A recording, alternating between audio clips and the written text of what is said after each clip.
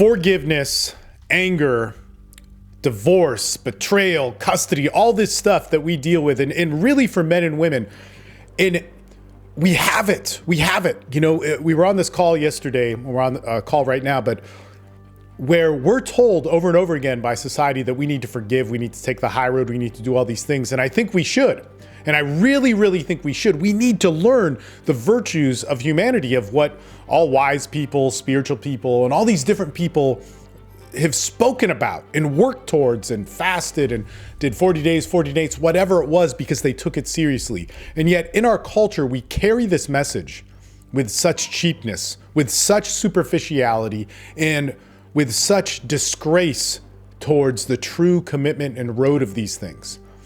And we were talking about this on the call yesterday. There's just so much pain that comes out of men and women, and you know, we started working with women and so on, and it's insane.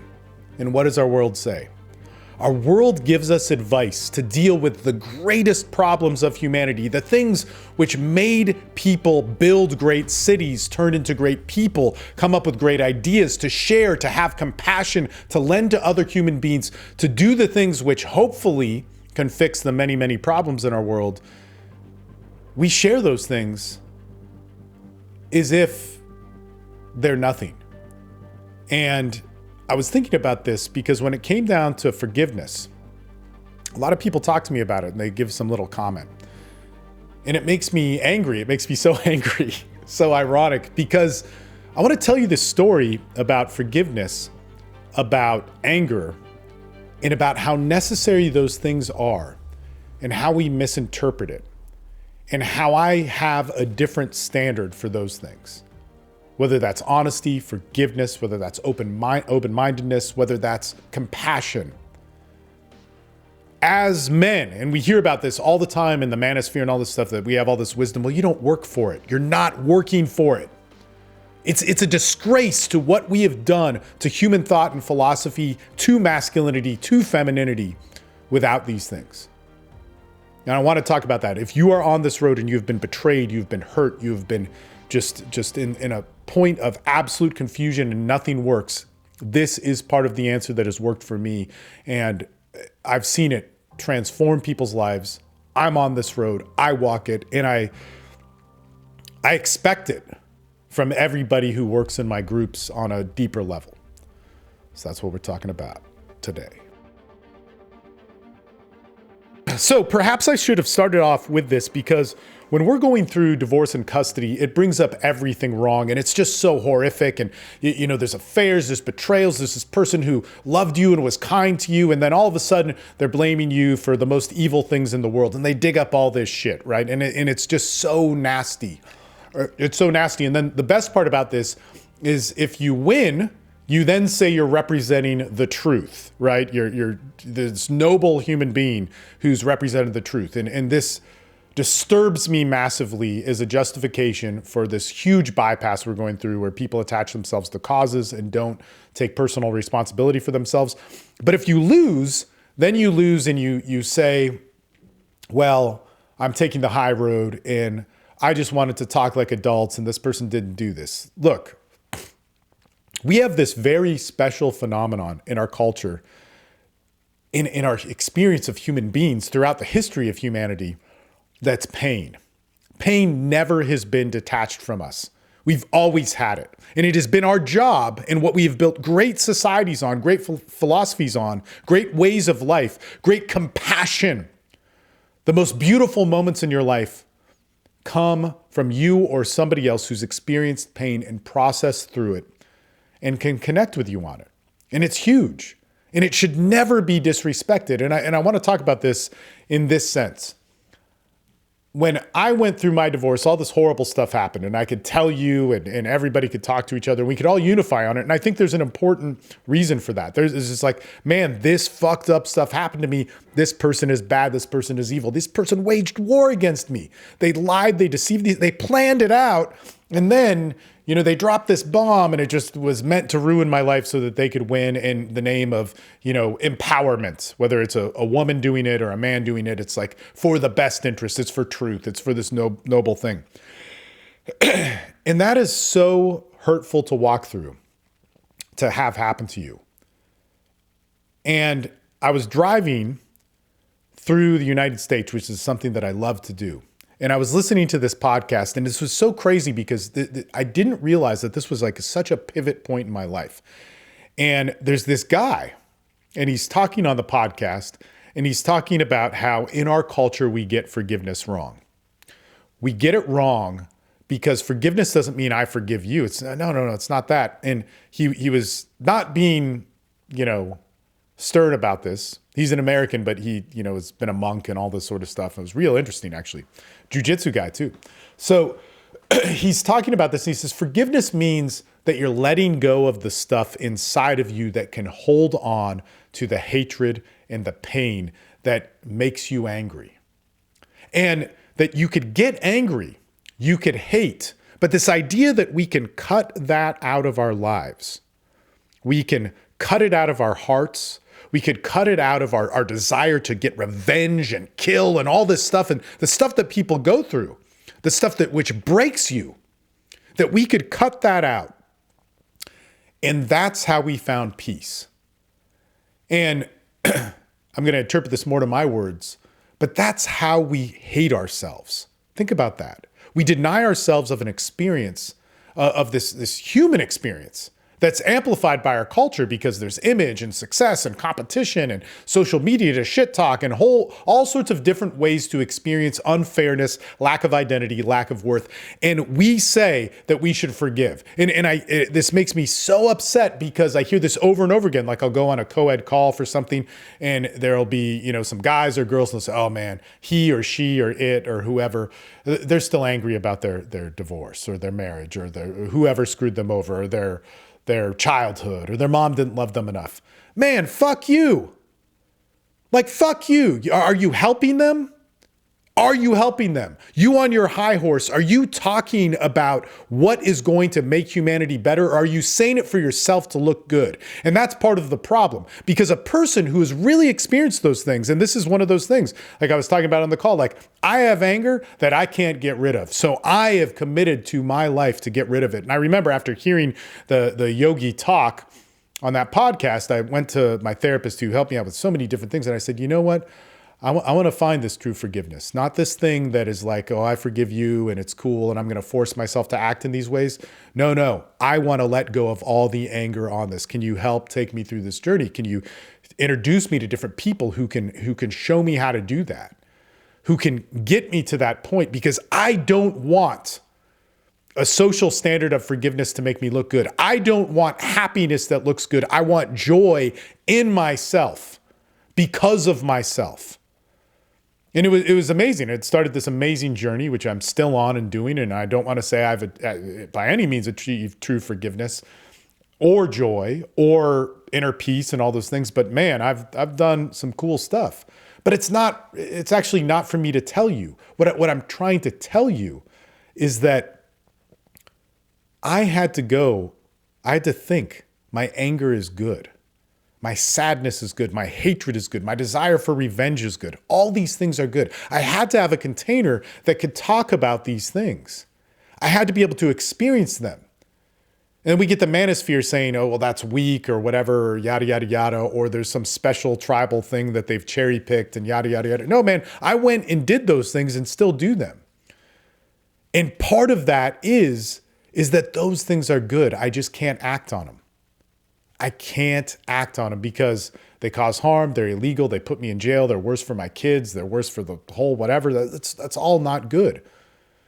But to expect that I can just snap my fingers and be good, no. And so when we walk into that, when we walk into letting go of the things inside of you that hold on to true pain, that's when the dialogue about reframing things, that's when the dialogue about, get over it. This is what's told over and over again to people. It's like we say, oh, you should forgive. And then they say, well, how, man? I just want to hurt this person or kill them or they did this. And they're like, oh, man, you just need to get over it. What are we doing to our culture with that? You want to sit and talk like you have some insight or perspective? When you're just bypassing, you're telling somebody to cut a piece out of themselves and think that they can do that and not. And so on this strange road, and this is the thing, this is like what makes, sadly, as I write this book and I talk about all this stuff and I look at my history of coaching, what's unique to my coaching, that's so sad. And what I'm so grateful for is I found other people who have taught this way in many different modalities and that I could find them. But if you're looking in the coaching industry, it's not there. If you're looking in a lot of the therapeutic industry, it's not there. And that's sad. But the ability to have somebody go in with you, or a group of people with you, to do what humanity has always done. This has never not been in human history. To look at why things are not working, to look at why your child died of starvation, to look at why you starved, to look at why this is happening. Why are we having drought? Why are we having sickness? Why are we having disease over and over and over through billions and billions of generations that led to you? Homo sapiens been around for arguably 300,000 years, maybe 240,000 years, whatever. These are just numbers. But there are billions of generations that carried your genes to you. And so much of that had this over and over again, over and over again. Why is this happening? And we don't have an opportunity to have that. And I kind of want to get sidetracked here, because if we close this door, and we say, just forgive them, just do whatever. You need to grow up. You need to get over it. You need to reframe it. You need to, say you beat it. You need to beat it and then tell everybody and get a shirt that says you beat it. And then be an authority and share Instagram stories about how you beat it. If we keep doing that as a society and culture to real pain, real tragedy that happens in our lives, we create a culture that manifests, that fuels and pours gasoline on top of terrorism. Because there's going to be a huge amount of people, we already see it, who don't have an answer, who did all the right things, and they still have pain. And then the only answer is, if they still have pain or they have success and lack of fulfillment, and they did everything that culture was right, is that there's something fundamentally flawed with themselves. And if there's something fundamentally flawed with themselves, then what do? And think about this. What do you do when that happens?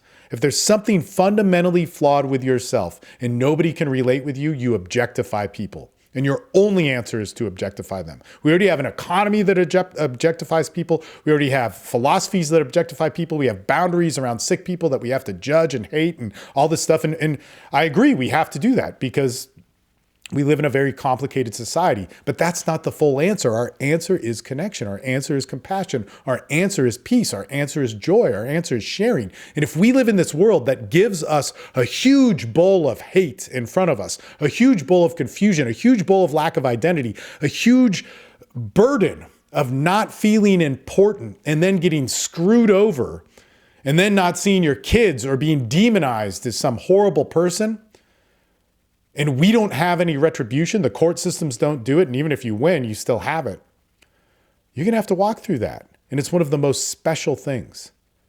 There is a higher standard to the virtues of life. You cannot get them easily. You cannot learn honesty just from having a book and going like, man, it's wrong.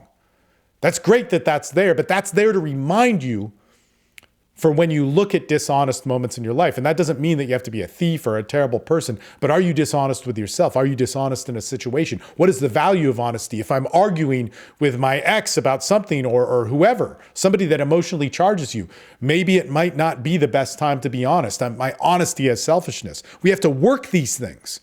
We have to work them. And forgiveness is married to anger and hatred and pain and confusion and retaliation and revenge. And it's okay to think these thoughts. It's not okay to act on them, but it's okay to talk to other human beings who you can process these things through. And you can sit there with them and you can get upset and you can get angry and you can yell and shout and scream and, symbolize something as whatever and chop down a tree, whatever the heck it is.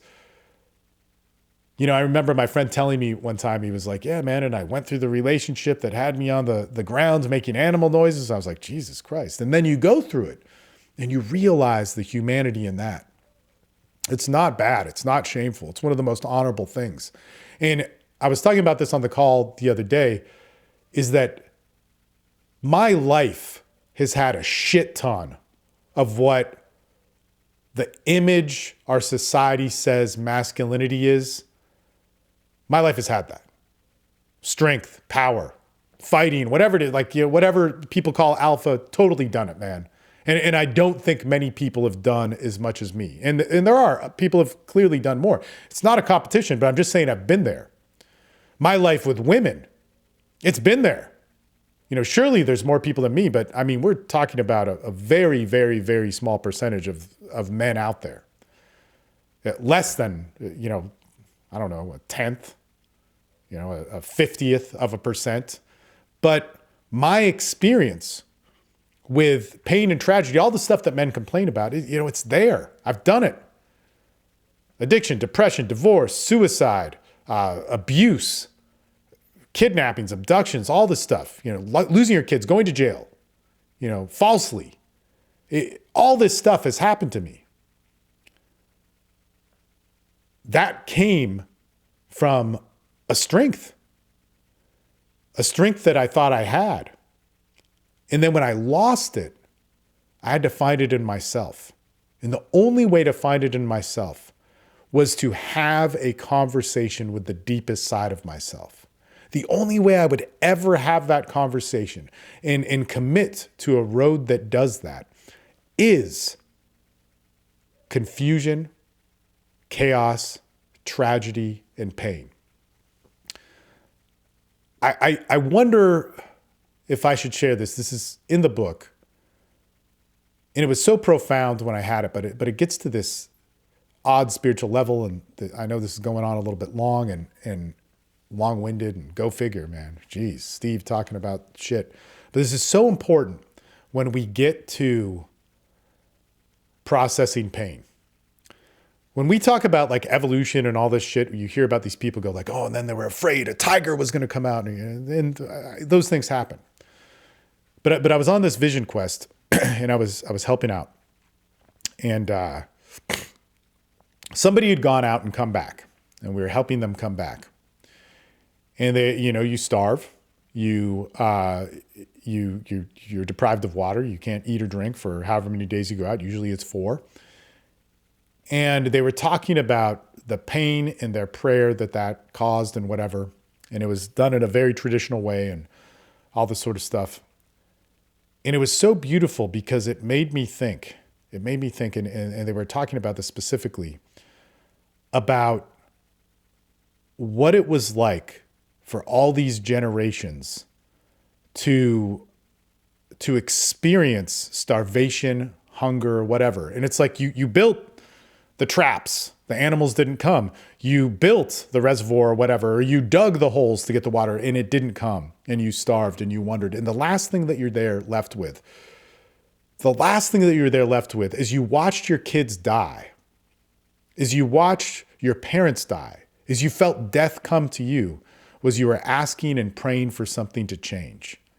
And then everybody in the group feels it, and they stand together and go through that. Everybody in that group who they knew their whole entire lives, some of them had surely wronged them. Some of them had surely hated them. Some of them may have abused them. And that's an interesting thing, because when you study cultures or whatever, that gets handled totally different than how we deal with it. And it's diverse, it's massive. It's not one way of hunter and gatherers. There's millions of ways and customs and whatever. But you watch all these people go through this thing, and they're just praying together to have this thing in nature that they can't control come and help them. And if they lived, it helped them. And if it didn't, they died. And we are missing that from our culture. Think about that. We miss the opportunity to unify on something with anybody. Now, of course, we don't want to go live in caves. We have to live in our society. We have to translate this to modern culture. And we don't get to cherry pick it. We don't get to, self-aggrandize about it or whatever. It's humiliating to beg for your life with other people that you watch die. And it makes you believe in more, and you unify on a belief. I'm not saying you have to believe in God. You could believe in something. You could believe in humanity. You could believe in nature. You could believe in physiology. You can believe in biology. You can believe in whatever. You can also believe in some sort of God. But they believed in something together. And from that, it bonded them to see them in their truest form. We live in a world where we are not seen, felt, and heard.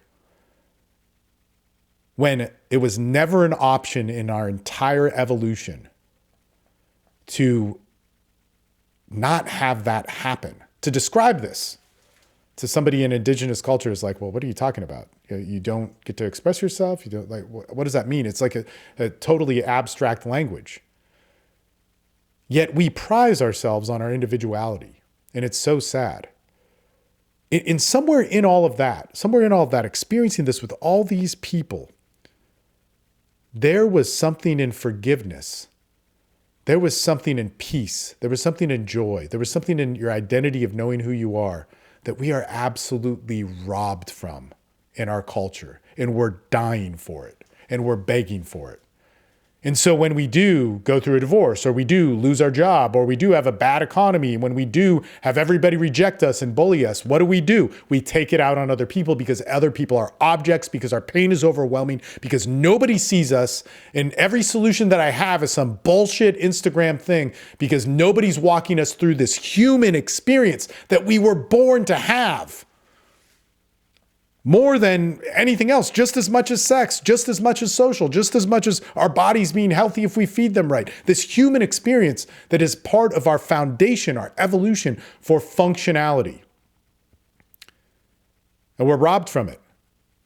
And now we have a culture of people in pain because we're hurting each other, because we're confused.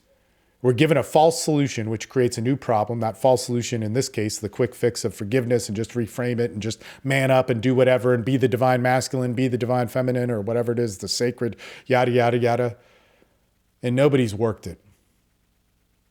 We're looking at a comic book fantasy that is based on our pain of desperation, our pain of not being whole, our pain of being shit on as men, of being shit on as women, and walking around with this pain. And now we see it, we go, oh man, I can be the fantasy of what's going to make me right.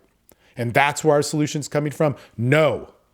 And I want to actually end with this, and I'm sorry this is going on so long, but humanity is great.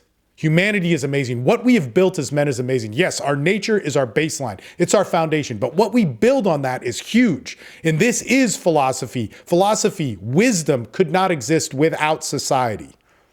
And what that means is that in my definition of wisdom, we need a history, we need knowledge, we need people doing things, we need that carried over and over again. So a person could be wise, 10, 20,000 years ago or whatever, when we didn't have writing and so on. But we need to understand that what we build is great. And so when we talk about human virtue, which doesn't exist anywhere in nature, truth, forgiveness, peace, these are all things that nature doesn't have a counter towards.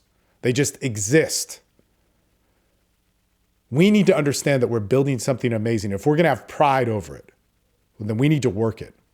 We need to understand how important that is. And we have a society that's complex, and we have a society that ignores us, and we have a society that has 1,000 people that we walk by a day that we do not acknowledge, and we can't acknowledge them, and we need to ignore them for our own sanity and mental health.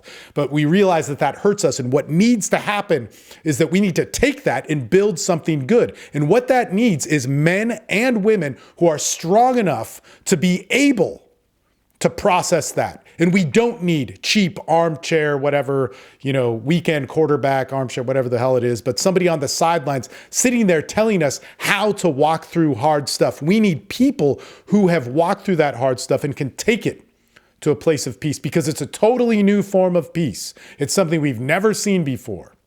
And it's a beautiful thing. And that is important for masculinity. That is important for femininity. And man, I do not hear that from people. I hear people saying, take a weekend off, drink yahe or ayahuasca, or go meditate or do vipassana, and then you're good. No, do it, live it. Do those things like you mean them. Do those things like your life depended on them, because it does. Stop hiding behind the mask that you're making a bunch of money, you have a bunch of friends and people like you. That stuff's important, that's cool. But it is worthless if you bring your fake mask, BS, fear, your life of pain, which has shaped your false solution, to that. In any case, quite a rant. But this is important because, at least in my time in my coaching, I'm entering into a new thing. I've been doing this thing for a long time, working with men. And we work deep. We've always worked deep from day one. It was all based on your nature. All the stuff that I'm talking about. We talk about that with sex and dating and approaching women, and it was always based on that. In writing. But there's more. And I'm sick of people not realizing there's more to masculinity than just this shit that we see.